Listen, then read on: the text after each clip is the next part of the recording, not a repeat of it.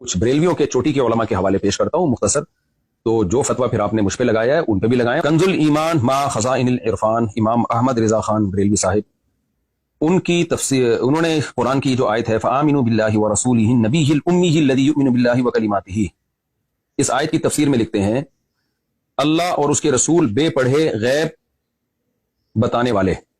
अल उम्मी का तर्जुमा उन्होंने किया बेपढ़े, हालांकि मैंने बेपढ़े का मतलब उर्दू में अनपढ़ ही समझा जाता है, जबकि मैंने तो लफ्ज बेपढ़े इस्तेमाल नहीं किया। मैंने तो कहा आप सल्लल्लाहु अलैहि वसल्लम लिखना पढ़ना नहीं जानते थे, जबकि जनाब अहमद रज़ा खान बरेलवी ने तो बेपढ़े का लफ्ज नबी सल्लल्लाहु अलैहि वसल्लम के लिए इस्तेमाल किया। बेपढ़े लफ्ज से गुस्ताखी का पहलू नहीं निकाल रहे, तो आप हमें लफ्ज उम्मी को एक्सप्लेन करने में आप हमें कैसे गुस्ताख करार दे सकते हैं।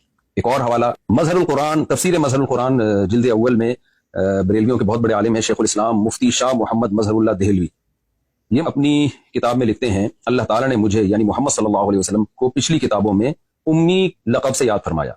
आगे इसकी एक्सप्लेनेशन, इसकी रिवायत को एक्सप्लेन करते हुए कहते हैं इसलिए कि आप अनपढ़ थे। अब आप देखें इन्होंने तो आपके लिए अनपढ़ का लफ्ज इस्तेमाल किया, मैंने तो अनपढ़ का लफ्ज भी इस्तेमाल नहीं किया। फिर आगे कहते हैं या इस वजह से कि आप उम्मुल कुरा यानी मक्का में पैदा हुए थे, अनपढ़ होना हुजूर के लिए बड़ा फखर है।